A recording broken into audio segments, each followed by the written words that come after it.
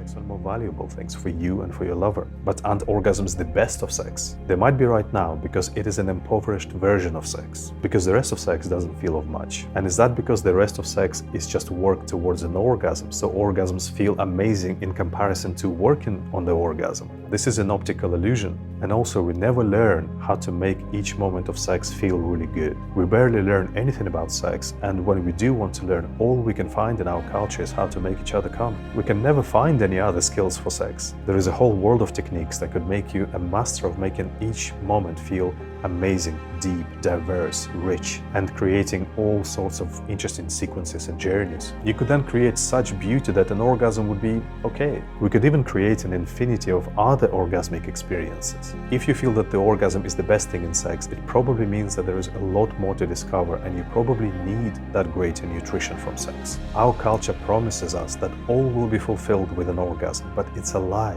This one sensation can't bring us anything that we truly want out of sex. That full aliveness, that full saturation with nourishing energies coming truly enriched and vibrant. The full spectrum of beauty, experiencing love, connection, and journey together. The orgasm can't bring us any of this. How would one sensation do this? That's all it is and no more. The way sex enriches you is in every moment. Each moment feeds you with sensations, vibrations, sexual energies, love. Sensation by sensation, vibration by vibration, it is a process of saturation. This is the only way sex can truly enrich you. You need many moments to be enriched. You need to take in lots of vibrations of sexual energy, lots of moments of love, connection, beauty, and you need many diverse moments like sounds of music so that that mix of energies can give you that true enrichment. And you need to spend time together, loving, connecting. This is relational nutrition. This is the only way that sex can really nourish you with what you truly need, and working for one sensation makes no sense. And I want you to think, why do we evaluate sex on the scale of a small sensation to a big sensation? Are we not capable of more than this simple metric dating back to cave times? We are humans, we create such amazing diversity of